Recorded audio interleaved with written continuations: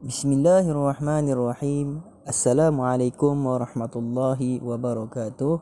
InsyaAllah pada petang ini kita akan mempelajari mata pelajaran sirah.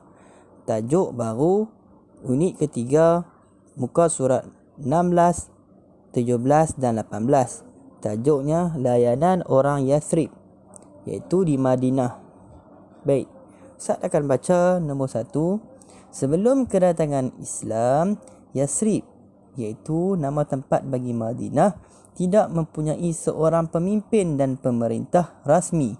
Maknanya dekat Madinah yang tempat nama Yathrib ni tak ada seorang pemimpin dan pemerintah pada ketika itu. Kuasa pemerintahan dipegang oleh ketua suku kaum masing-masing sahaja.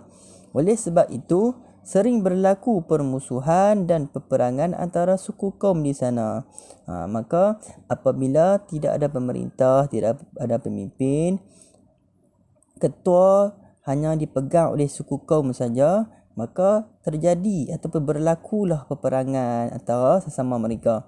Baik, nombor 2. Kehadiran Rasulullah sallallahu alaihi wasallam ke Yathrib disambut dengan gembira dan meriah dengan iringan nasyid Tala'al badru alaina oleh penduduk Yathrib.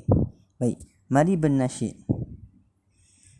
Tala'al badru alaina min saniyatil wada' wajaba syukru alaina ma da'a lillahi da' أيها المبعوث فينا جئت بالأمر المطاع جئت شرفت المدينة مرحبا يا خير داع.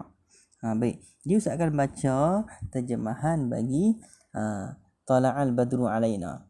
Baik, Tala'al badru alaina, di saat tiba bulan purnama, min saniyatil wada', dari lembah perpisahan, wajib syukru alaina, wajiblah bagi kita untuk bersyukur, ma da'a lillahi da', terkabullah doa Rasulullah sallallahu alaihi wasallam kepadanya, yakni kepada Allah. Ayyuhal mab'utsu fina, wahai Rasulullah sallallahu alaihi wasallam yang diutus untuk kami, ji'ta bil amril muta', pembawa amanah suci, ji'ta syarraftal Madinah, telah kemuliakan kota ini, yakni kota Madinah, marhaban ya khairada', selamat datangnya Rasulullah sallallahu alaihi wasallam. Baik, seterusnya nombor 3, sebab-sebab hijrah Rasulullah sallallahu alaihi wasallam. Baik, tengok bintang yang pertama, Bai'atul Aqabah. Baik, apa itu Bai'atul Aqabah? Okey, bai'ah dalam bahasa Melayu maksudnya perjanjian. Perjanjian Aqabah. Okey, baik, Ustaz terang sikit. Perjanjian Aqabah ni perjanjian Nabi Muhammad sallallahu alaihi wasallam dengan 12 orang dari Yathrib Madinah yang kemudian mereka memeluk Islam. Bai'ah Aqabah terjadi pada tahun ke-12 kenabiannya. Kemudian mereka, yakni 12 orang tu, bersumpah setia kepada Nabi Muhammad sallallahu alaihi wasallam. Baik, saya sambung. Semasa perjanjian Aqabah kedua, terdapat jemputan daripada penduduk Madinah agar Rasulullah sallallahu alaihi wasallam datang ke Madinah untuk menjadi pemimpin mereka. Atas sebab itu, Rasulullah sallallahu alaihi wasallam berasa sudah tiba masanya orang Islam untuk berhijrah ke Madinah. Baik, seterusnya, penindasan dan penyiksaan terhadap orang Islam semakin hebat. Orang Islam dipulaukan dari segi sosial, ekonomi dan politik. Kemudian, rancangan pembunuhan ke atas Rasulullah sallallahu alaihi wasallam. Jadi, keselamatan Rasulullah sallallahu alaihi wasallam tidak lagi terjamin apabila terdapat pakatan untuk membunuh Rasulullah sallallahu alaihi wasallam oleh orang kafir Quraisy dalam mesyuarat di Darun Nadwah. Nama tempat di Darun Nadwah. Jadi orang kafir Quraisy ni pada rancangan untuk nak bunuh Rasulullah. Kemudian wahyu daripada Allah Subhanahu wa taala. Allah Subhanahu wa taala memberi keizinan kepada Rasulullah sallallahu alaihi wasallam untuk berhijrah dalam surah Al-Anfal ayat ke-30 yang memberi peringatan kepada Rasulullah sallallahu alaihi wasallam tentang pakatan Quraisy untuk membunuh Rasulullah sallallahu alaihi wasallam. Jadi di atas sebab itu Allah menurunkan wahyu kepada Rasulullah sallallahu alaihi wasallam atas pakatan tentang pakatan kaum kafir Quraisy ni yang mereka rancang untuk nak bunuh Rasulullah. Baik. Kemudian peristiwa sebelum hijrah, tentangan terhadap Islam semakin hebat.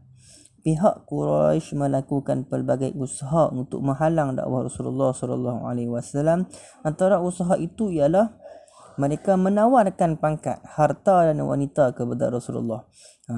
Baik. Jadi bila mana Rasulullah SAW nak berdakwah, macam mana mereka nak halang? Antaranya, mereka buat apa? Mereka tawarkan pangkat kepada Rasulullah. Mereka tawarkan harta, tawarkan wanita kepada Rasulullah SAW. Kemudian, apa lagi usaha mereka? Mereka mengenakan sekatan ekonomi terhadap orang Islam. Mereka sekat ekonomi orang Islam ni.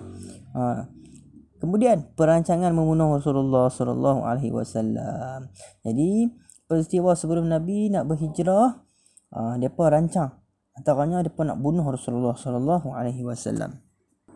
Perjanjian Aqabah pertama. Pada musim haji tahun ke-11 kenabian, 6 orang penduduk Yasrib memeluk Islam dan mereka telah menyebarkan agama Islam setelah pulang ke Yasrib. Hasilnya, pada musim haji tahun ke-12 kenabian, 12 orang penduduk Yasrib telah menemui Rasulullah sallallahu alaihi wasallam di Aqabah Mina untuk mengadakan perjanjian setia yang dinamakan Perjanjian Aqabah Pertama. Isi Perjanjian Aqabah Pertama, Perjanjian Aqabah Pertama, tidak mensyirikkan Allah, tidak mencuri, tidak berzina, tidak membunuh anak, tidak berdusta, yakni tidak berbohong, dan yang terakhir, berbuat baik. Jadi kena berbuat baik dalam perjanjian Aqabah pertama. Kemudian, perjanjian Aqabah kedua. Pada musim haji tahun ke-13 kenabian, 70 orang lelaki dan 2 orang wanita Muslim penduduk Yasrib telah berjumpa dengan Rasulullah sallallahu alaihi wasallam secara rahsia. Mereka membawa pesanan masyarakat Yasrib agar Rasulullah sallallahu alaihi wasallam datang ke Yasrib untuk mengajarkan tentang Islam. Persetujuan Rasulullah sallallahu alaihi wasallam untuk berdakwah ke Yasrib membawa kepada terbentuknya perjanjian Aqabah kedua. Jadi, isi perjanjian Aqabah kedua. Perjanjian Aqabah kedua. Penduduk Yasrib bersedia menerima dan melindungi Rasulullah sallallahu alaihi wasallam sebagai pemimpin agama Islam. Jadi, dalam perjanjian Aqabah kedua, penduduk Yasrib mereka bersedia nak melindungi Rasulullah sebagai pemimpin agama Islam. Kemudian, penduduk Yasrib berjanji untuk berjuang dalam membela dan mempertahankan Islam. Jadi yang kedua, dalam perjanjian Aqabah kedua ni, penduduk Yasrib mereka janji untuk nak membela, untuk nak pertahankan agama Islam. Yang ketiga, penduduk Yasrib berusaha menyebarkan Islam kepada saudara mara mereka. Mereka akan usahalah untuk nak sebarkan agama Islam ni kepada saudara mereka sendiri. Yang terakhir, penduduk Yasrib bersedia menerima segala risiko dan tentangan daripada musuh. Jadi dalam perjanjian Aqabah kedua, penduduk Yasrib ni mereka kena siap sedialah untuk nak terima segala tentangan daripada musuh. Baik, jadi setakat tu saja layanan orang Yasrib. Kita belajar tentang perjanjian Aqabah pertama dan perjanjian Aqabah kedua. Jadi untuk tajuk yang seterusnya kita akan sambung pada minggu hadapan, insya-Allah. Assalamualaikum warahmatullahi wabarakatuh.